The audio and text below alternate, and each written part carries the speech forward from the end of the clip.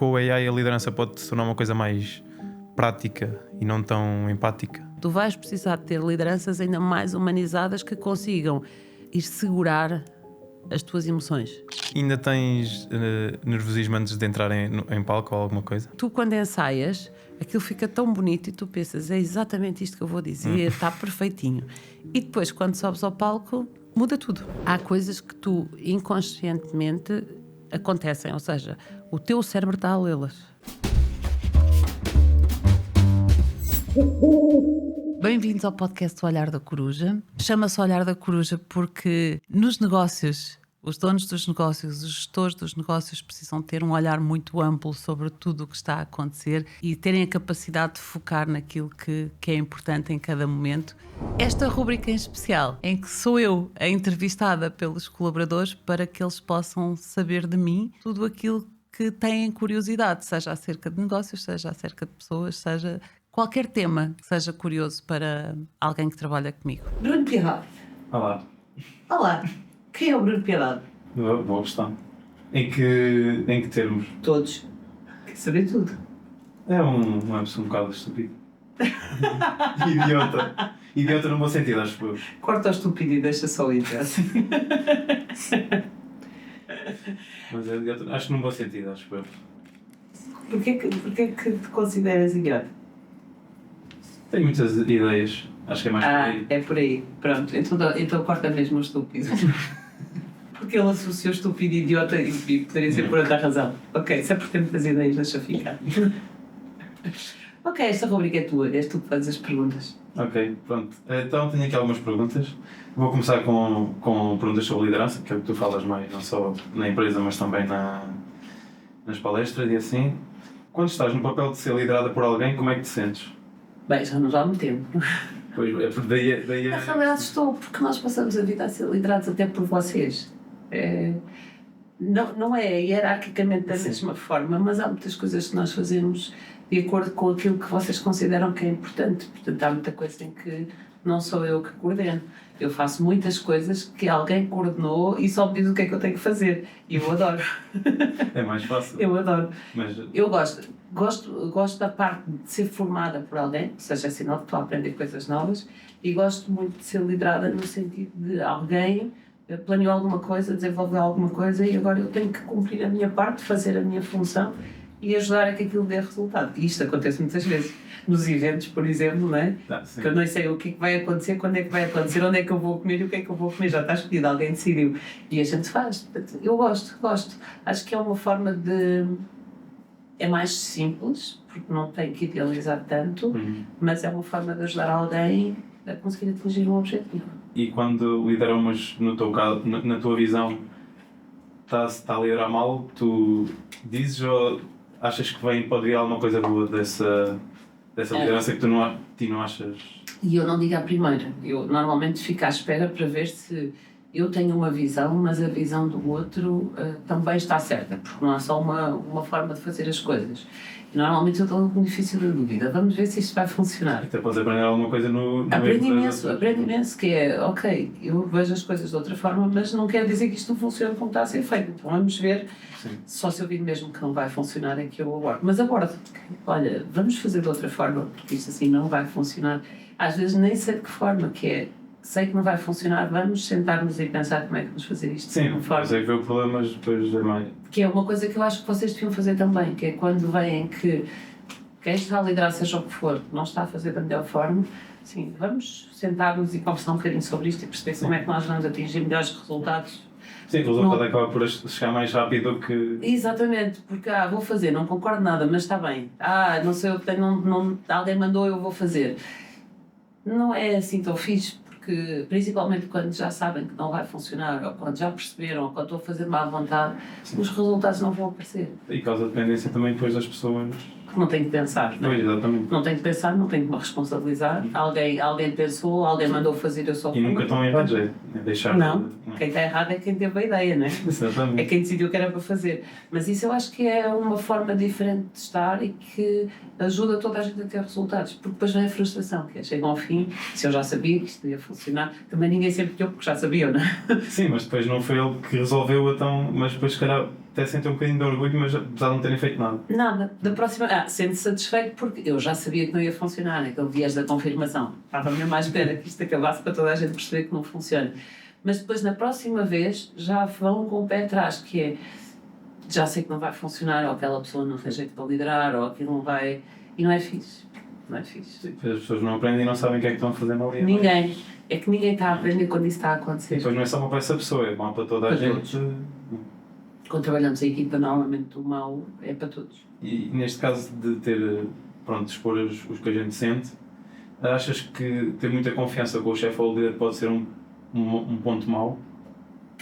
Pode acabar por jogar contra... Sim, depende das personalidades dos dois. Okay. Imagina, pessoas que são muito amigas e que um é líder ou chefe do outro, pode ser muito bom porque têm frontalidade para dizer aquilo que está a acontecer, e pode ser muito mau porque não vão dizer, porque não querem estragar a amizade, porque vão encobrir quando um dos dois estiver a errar, o que também não é bom para ninguém. As coisas, que depois profissionalmente acabam por se meter nas coisas pessoais. Completamente. Por isso é que muitos depois não falam, que é, se eu lhe disser aquilo que eu tenho para dizer mesmo, ele vai ficar chateado comigo e depois já não vamos beber cerveja. Sim, não é? sim, porque depois as pessoas não sabem distinguir beber uma cerveja do... Não conseguem separar as coisas. Quando as pessoas se separam, eu acho que é maravilhoso, porque eu consigo dizer muito mais abertamente, já sei como é que tu reages às coisas, é muito mais fácil dizer-te.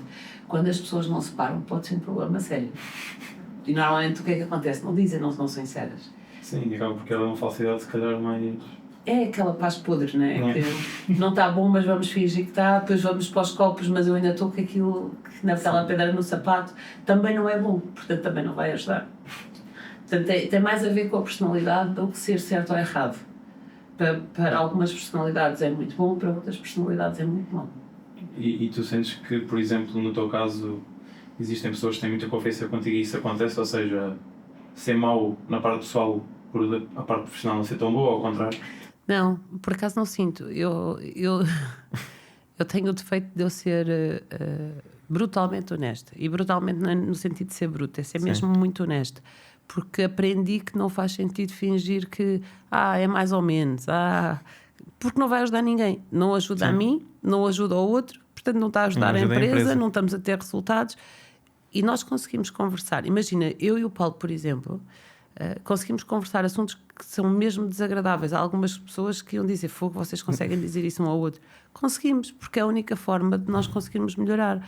Se a gente fingir que mais ou menos, mas não estava assim tão mal, ninguém vai evoluir, né? Então é a honestidade, sem perceber que isso não tem a ver com o que é que eu penso de ti enquanto pessoa, e às vezes nem de ti enquanto profissional. Sim. É aquela situação Podes gostar específica. muito da pessoa, mas profissionalmente até podes não... E naquela situação pode estar a falhar e noutra qualquer ser extraordinário, né?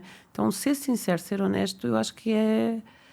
Não tem que ferir suscetibilidades de ninguém, estamos só a ser sinceros. Sim, depois depende como outra pessoa também... Depende mais como é que ela está com ela própria, né? Sim, também às vezes diz muito sobre a outra pessoa. Sim. Mas nós podemos ser brutalmente honestos e sermos educados e delicados ao mesmo tempo. Aqui há uma grande diferença as pessoas mal educadas dizem que são frontais. Eu sou muito frontal, para justificar a falta de educação. Sim, pois, exato. São coisas diferentes, porque eu posso ser frontal contigo, ser muito honesta contigo e ser muito educada e muito respeitadora ao mesmo tempo. Não tenho que ser mal educada nem ser bruta. É só sincera, sem faltar ao respeito. É só ser sinceridade, exatamente. E ao mesmo tempo podes acolher, que eu estou-te a dizer que isto não está bem, eu estou-te a dizer que temos que mudar muita coisa, mas ao mesmo tempo estar-te a apoiar. Eu vou-te ajudar a evoluir. Não estou só dizer que está mal e exatamente, pronto. só a criticar. Por exemplo, isso acho que até acontecia mais antes, que os líderes ou os patrões eram muito honestos ou muito brutos. Desbocados. E achas que isso... Porque até algumas notícias que vêm, que as pessoas, quando são honestas, as pessoas até vão mais rápido ter aos sítios. Achas que isso é ainda viável hoje? Achas que faz sentido ser muito honesto para chegar a uma... Faz. Eu acho. Não sei se conseguimos ser tão... não temos que ser brutos como antigamente era, que as coisas eram mesmo brutas muitas vezes. Não eram todos. Também havia gente mais sensível ou mais porque delicada. Porque as coisas eram feitas, mas depois, se calhar, as pessoas não se sentiam tão bem. Exatamente. Mas acho que mesmo assim, hoje em dia, temos que ter um bocadinho mais de cuidado. Andamos todos muito melindrados com tudo. Andamos todos muito sensíveis com tudo. Coisinhas que poderiam ser rápidas, fáceis de resolver, criam muitas coisas, depois ficamos todos a pensar imenso, depois deprimimos imenso, depois... E isto tem a ver não com o trabalho, é aí que depois a gente percebe que se reflete, mas tem a ver com as amizades. Nas amizades acontece a mesma coisa. Se tu fores muito sincero com um amigo ou com uma amiga, há uma forte probabilidade dela ficar triste, de ficar melindrada. Nós andamos, na generalidade, demasiado melindrados com tudo. Eu acho que andamos todos muito sensíveis, demasiado sensíveis. Vemos sempre que há sempre alguma coisa errada, estamos sempre à espera do erro, estamos sempre à espera dizer alguma coisa. Sim, deixamos de ver a vida de uma forma muito leve, para agora tudo tem uma conotação negativa em alguma coisa. E isso vê-se em tudo, não é? Tu dás a tua opinião, toda a gente vê conotação negativa, apesar de ser a tua opinião, eu dou a minha, toda a gente vai dar. E depois dizem que deve haver liberdade de expressão, mas depois quando as pessoas dizem que já não deve haver. Deve haver se for de acordo com o que eu penso. Sim, exatamente. Há liberdade de expressão para todos aqueles que pensam igual a mim, para os que pensam diferente já não. Sim, se for sobre os outros podes falar, agora que se for contra mim já é diferente. Infelizmente estamos nessa era, não é? Em que se tu disseres alguma coisa que não é de acordo com o que a outra pessoa pensa, vai ficar tudo melindrado, não é? Já ninguém respeita o pensamento uns dos outros, e tu podes pensar muito diferente de mim e nós darmos-nos muito bem, mas e até é bom duas pessoas terem pensamento diferente para chegar a um meio termo que seja viável, ou seja, é viável para as duas partes. Sim, porque o mundo é feito precisamente dessas diferenças. Se todos fôssemos iguais era uma coisa muito estranha. Era chato. Mas as pessoas estão muito melindradas. Se não fores do mesmo clube de futebol, se não fores do mesmo partido político, se não vis o mundo da mesma forma que eu, da mesma religião, já eu vou ter que te cancelar, né? Que é a cultura do cancelamento, porque tu não podes ter palavra, apesar de eu achar que nós temos que ter um país livre e ter liberdade de expressão. E neste caso, com novas coisas a aparecer, e mesmo das pessoas que estão assim, também veio o AI, né? E achas que com o AI a liderança pode se tornar uma coisa mais prática e não tão empática? Ou seja, tu podes cortar ali vários caminhos com o AI, mas depois podes não ser visto. As pessoas vão ser sempre pessoas. Eu acho que a inteligência artificial vai trazer muitas coisas boas, mas vai trazer muitas outras que não são assim tão boas. Porque dá para fazer processos para muitas coisas, otimizar muitos métodos de trabalho, mas nas profissões onde vão continuar a ser pessoas a executar, mesmo que seja a inteligência artificial a dizer o que é que tu vais executar, nós vamos continuar a precisar de líderes humanos e humanizados para trabalhar com essas pessoas. Porque este afastamento que vai acontecer entre as pessoas, que acontece muito em culturas de home office, as pessoas querem muito trabalhar em casa, mas há este afastamento da humanização das coisas. Quando tiveres inteligência artificial, na vez de teres um colega ao lado, tens um agente a dizer-te o que é que fazes a seguir e o que é que fazes depois, e o que é que está bom e o que é que está mau, tu vais perder ainda mais contacto com o humano, não é? Sim. Tu vais precisar de ter lideranças ainda mais humanizadas que consigam ir segurar as tuas emoções. Pois, porque as tuas emoções não vão ficar melhores, não é? Eu até tenho pensado nisso, que é agora há pessoas que estão a pagar para ir a um restaurante que tem um robô e pagam mais caro. Se calhar daqui a uns tempos vai ser, vou pagar para um restaurante de uma pessoa porque vai ser precisamente. mais Eu já não gosto nada de ir a restaurantes onde tu tens o QR Code para ler e tens que fazer tu o pedido e tens que... Então, eu vim aqui e vou pagar um serviço, não é só o pedido, não é? Não, para isso estou em casa e peço de casa, não é? Sim. Não preciso de ir ao restaurante. Vou à aplicação e peço a comida para casa. Sim. Pois é, mais pela experiência. Exatamente, estou à espera de ser atendida, estou à espera de ser um funcionário a fazer o pedido, a dar-me uma sugestão. Para... Sim, não é? claro. Eu acho que isto está bom hoje, devias comer isto. Exatamente. Acho que até é melhor do que vais sempre pedir a mesma coisa e nunca estás à espera de coisas novas. Não é? Exatamente. Então eu acho que com a inteligência artificial há muitos processos que vão ser otimizados, mas as pessoas vão precisar ainda mais de pessoas com inteligência emocional para conseguirem lidar com elas. Porque não vai ser melhor. O isolamento não é uma coisa boa, não é? O tu não teres com quem tu te expressar, porque pode ser giro tu dizes ao ChatGPT o que é que estás a sentir e ele dar-te uma resposta engraçada, mas não vai substituir o que é uma pessoa, a expressão facial de uma pessoa, a falar contigo, o abraço que a pessoa te pode dar. Há tanta coisa que não vai ser substituída e que vai fazer as pessoas ainda precisarem mais de pessoas. Acho que devias fazer um podcast só com o agente da AI para ver como é que funciona. Para ver como é que funciona. Por acaso era giro, podíamos fazer isso. Acho que era fixe. Falar com o agente e conversar só com ele para perceber. Acho que ia ser engraçado. Mas lá está, é estranho. Pois, não estás a falar para ninguém, para uma pessoa. Exatamente, eu estou a ver a tua expressão, olhamos sim. um para o outro. Pode não ser a melhor expressão, mas É a tua, amor. mas é diferente, é isso. É diferente. Mas é completamente diferente. Agora imagina, eu estava a falar aqui e aí estava um robô. Pois, Ele é até isso. pode dar as respostas certas, mas o nosso cérebro reage a expressões, a Sim, microexpressões. e até pode dizer aquilo que tu queres ouvir e não propriamente aquilo que tu não. É exatamente e não aquilo que estejas tu a pensar. precisas de ouvir. Yeah. Porque se tu perguntares ao ChatGPT, ele vai-te dar umas respostas muito bonitas, mas pode não ser aquilo que tu precisas Pois, naquele exatamente. momento. Yeah. Estás a falar isso de ver as expressões, tu, por exemplo, quando estás em palco, tu costumas olhar para a cara das pessoas? Não costumo. Não. Costumo. E isso influencia alguma coisa Depende... no teu. Influencia imenso. Imagina, se o auditório for muito grande e for uma apresentação de 40 minutos, 1 hora, tu vais rapidamente perceber onde é que as pessoas estão mais atentas ou mais desatentas. E vais-te focar onde tu vais buscar validação. Sim.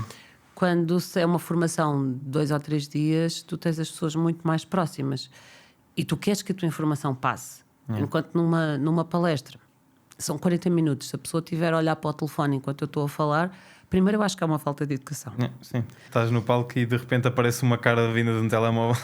Eu acho que é mesmo uma falta de educação para com quem está no palco ter um auditório que está mais preocupado em responder no WhatsApp do que estar a ouvir. E normalmente são pessoas que pagam para lá estar e de repente estão a perder esse dinheiro no telemóvel. Exatamente, e depois não ouviram metade daquilo que foi dito. Mas eu tento no auditório ir buscar para aquela hora alguém que eu veja que está atento, que está a perceber a mensagem que eu estou a passar. Olhar para a mesma pessoa, se Sim, calhar. tento.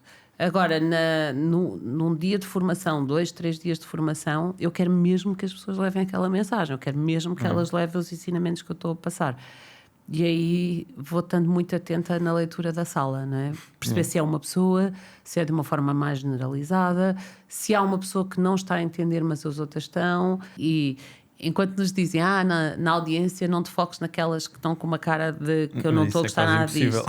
Normalmente é aí que tu te focas mais. E a informação é pior ainda, porque tu depois estás um dia inteiro com aquela pessoa à tua frente e a pessoa está com aquela cara do que ganda seca que eu estou aqui a apanhar. E tu tens tendência em querer mudar a forma como aquela pessoa está a reagir. E vais-te focar na única pessoa em 100 que está com uma cara.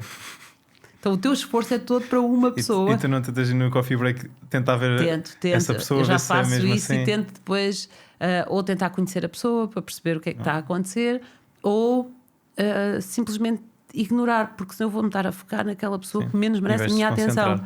Estou a prejudicar todas as outras para estar focada naquela que eu quero que mude a forma da abordagem, para ver se ela muda um bocadinho o semblante, para ver se há alguma coisa que ela consiga captar. E agora já faço esse exercício de não, vou dar atenção àquelas pessoas que efetivamente estão... Pois é com prática, não é?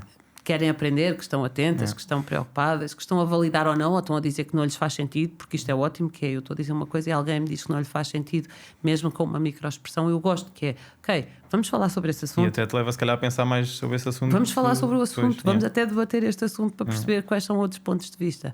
E eu já faço muito esse exercício. Agora, tu estás sempre a ler as pessoas. Pois é inevitável. Há coisas que tu inconscientemente acontecem, ou seja, o teu cérebro está a lê-las. Mesmo que tu racionalmente não percebas, o teu cérebro está a lê-las. E está a mandar-te informações de coisas que tu tens que fazer, ou como é que tu tens que agir sem tu te perceberes que isto está a acontecer. Mas ele está a perceber a expressão do outro e isso gera em ti mais ansiedade, mais medo, mais receio, mais insegurança. E tu ainda nem percebeste de onde é que aquilo veio, não é? Pois é uma mistura de várias coisas que são inconscientes. Muitas. E ainda tens nervosismo antes de entrar em palco ou alguma coisa? Tenho. Seja um palco, Tenho. seja uma palestra maior, seja mais... Em todas. Às vezes mais pequenas ainda é pior. Tenho. E houve uma altura que me fazia confusão. Que eu dizia, não, isto tem que passar porque é horrível, são centenas e centenas de horas de palestras e formações, como é que é possível ficares nervosa? E agora deixei de querer que isso passe. Porque é o respeito pela audiência. Sim. É aqueles momentos antes de entrar que tu pensas, eu vou ter que cumprir a missão que eu vim aqui cumprir. E as pessoas vão ter que levar daqui aquilo que elas vieram buscar. É um sentido de responsabilidade. No dia que eu ignorar o meu público, alguma coisa está muito mal. Pois não tem esse peso. Quando deixar de ter peso, deixa Sim. de ter valor, não é? Yeah. Quando passar a ser uma coisa banal, é porque deixa de ser importante. Então eu aceito essa... Mas é mais a nível psicológico ou sentes alguma coisa até a nível físico de às vezes até tremores físico. ou assim? Aquela falta de ar, parece que queres respirar fundo e não sai, aquilo não funciona. Depois depende dos dias, depende também como é que eu estou emocionalmente. Há dias que é mais do que outros, depende do público, depende de como é que eu estou emocionalmente, depende das coisas. Mas continuo a sentir. Sim, se for tipo um checkmate ou um sales, se calhar as pessoas estão mais próximas de ti. Não, checkmate não, mas talvez sales ou circo estão mais próximas de ti, se calhar estás mais à vontade, Sim. do que um checkmate ou uma think ou assim. Mas acho que ainda bem que tu foste buscar isso. Agora sim, eu sinto-me muito à vontade. Mas quanto mais eu conhecia a minha audiência, quem eu sabia que estava ali, mais nervosa eu ficava. Porquê? Porque sentia um aumento da responsabilidade. Porque quando tu não sabes quem é que está na audiência, tu sentes responsabilidade, mas não há uma responsabilidade própria. E não há um julgamento direto, ninguém te vai dizer nada. E não sabes quem é aquela pessoa em concreto, não é?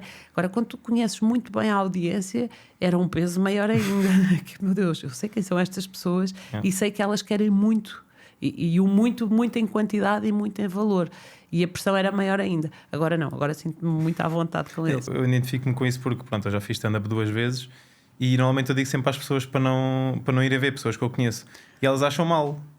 Mas deixa-te muito mais nervoso. Muito mais nervoso porque eu sei que, pois em palco, se calhar vai tudo, não é? Mas o nervosismo antes pesa muito mais do que se for pessoas que tu não conheces. Porque as pessoas que tu não conheces, elas vão para a casa delas e tu vais para a tua, não é? Sim. Ninguém te vai falar dos erros, do que é que tu gaguejaste, enganaste, não sei o quê. Mas eu nem sei o nome dele, já passou. Agora, quando são as pessoas que depois vão para casa contigo e vão...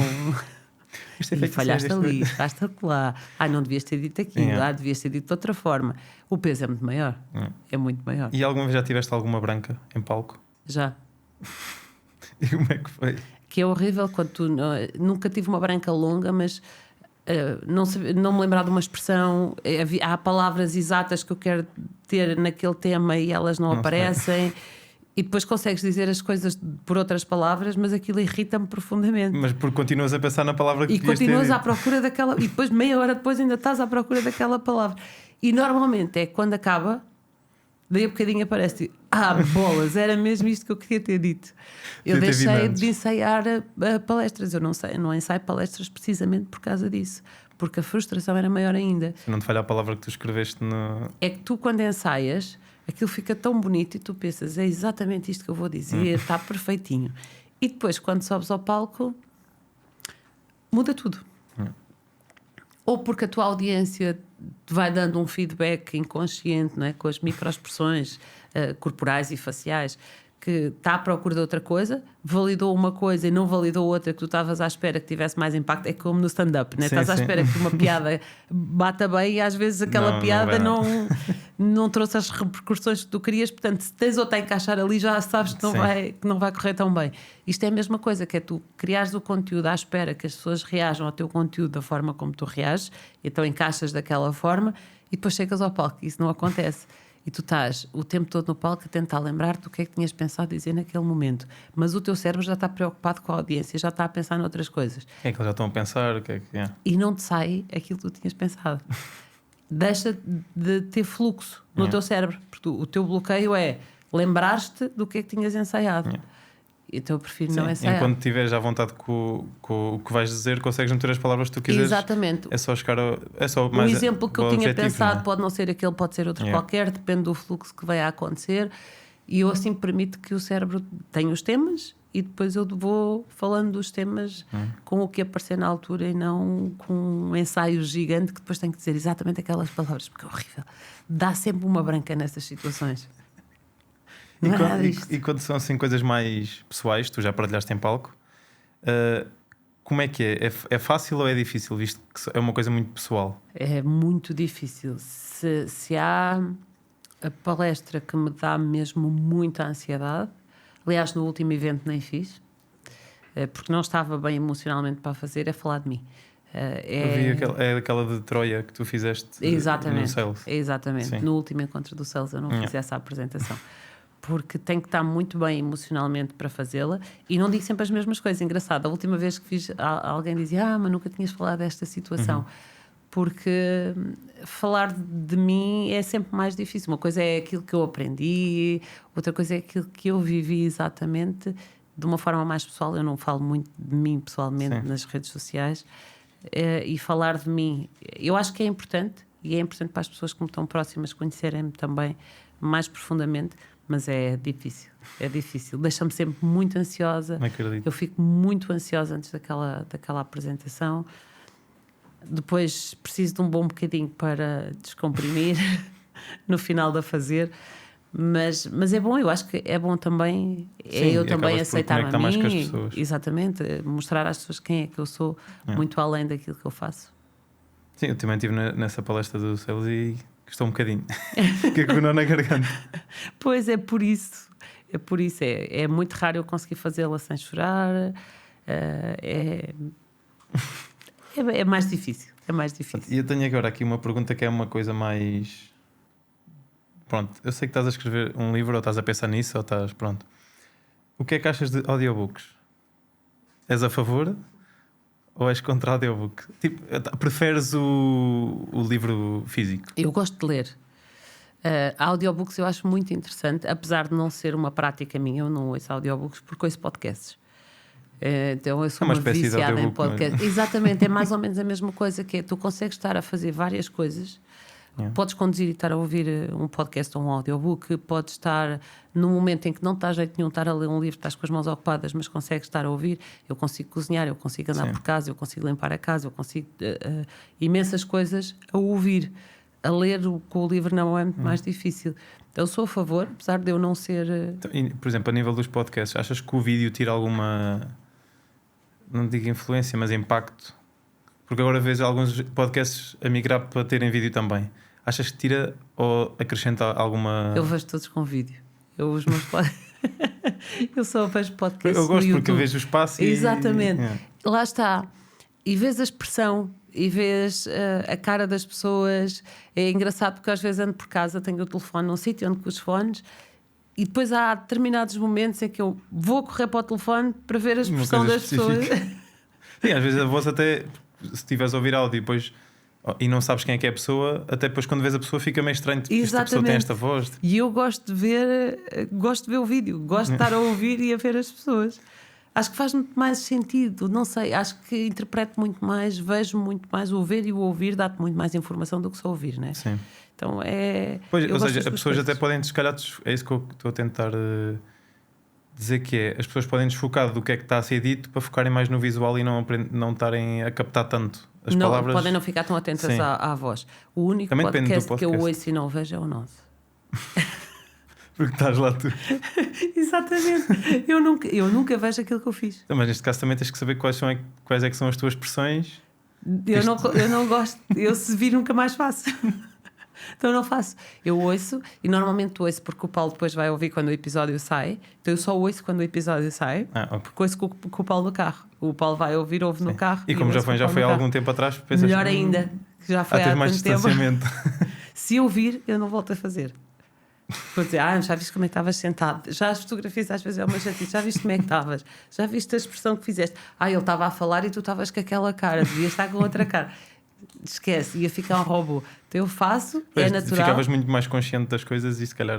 Não sei se ia ser bom, porque depois estava mais preocupada em como é que estou sentada, como é que estou a ouvir, qual é a expressão que estou a fazer, e assim acontece só a conversa. Fica mais fluida. Não tens esse... Eu não vejo nada, gravação nenhuma. Olha, a única gravação que eu vi foi de uma palestra que eu fiz há uns 3 anos. Também não vês gravações de palestras, não é? Não, eu vi esta porque a palestra foi muito intensa, foi numa turma. E quando acabámos, estava toda a gente a chorar. Okay. A sala toda estava a chorar. Havia gente a chorar compulsivamente na sala. E eu não percebi o que é que estava a acontecer. E não era a palestra, e não era aquela minha palestra. Eu não tinha percepção do que é que tinha acontecido naquela sala.